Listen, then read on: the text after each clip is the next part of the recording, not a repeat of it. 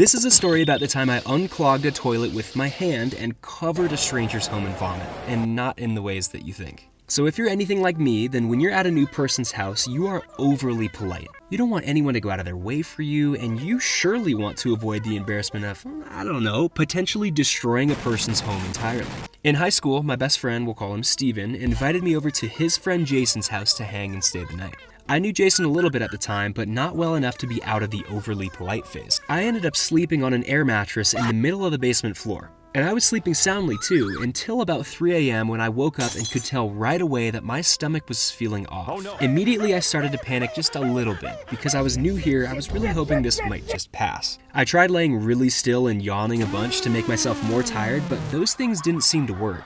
I was gonna be sick, and I needed a game plan. I thought, okay, there isn't a bathroom down here in the basement, so my best bet is to run upstairs and head out the back door, throw up in the grass, and then get out of here before anyone knows what hit them. I felt worse and worse until I reached a breaking point. I had no choice but to put the plan into action. I started to run up the stairs, but all of that movement and bouncing must have just accelerated the stomach issues, because while I was in the kitchen just a step or two from the back door, I threw up all over the kitchen floor.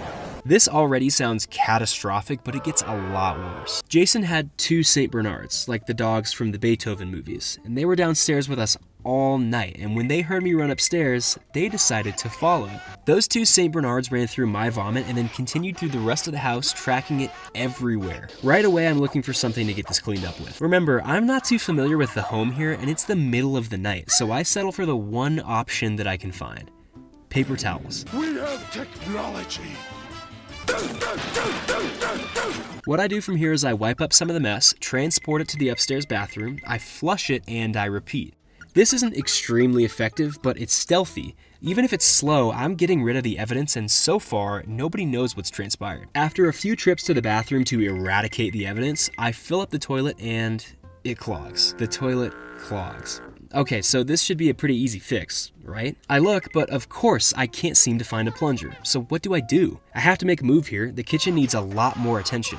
In the heat of the moment, I reach my hand down into the toilet, yank on the paper towels, and unclog the toilet myself. It's not something I'm necessarily proud of, it's just something that had to be done. Also, at least, it wasn't poopy. Eventually the vomit is cleaned up, but I wanted to sanitize that floor to totally ensure that nobody ever has to know that this has happened. I find some Clorox wipes underneath the sink and I wipe up every inch of that kitchen tile.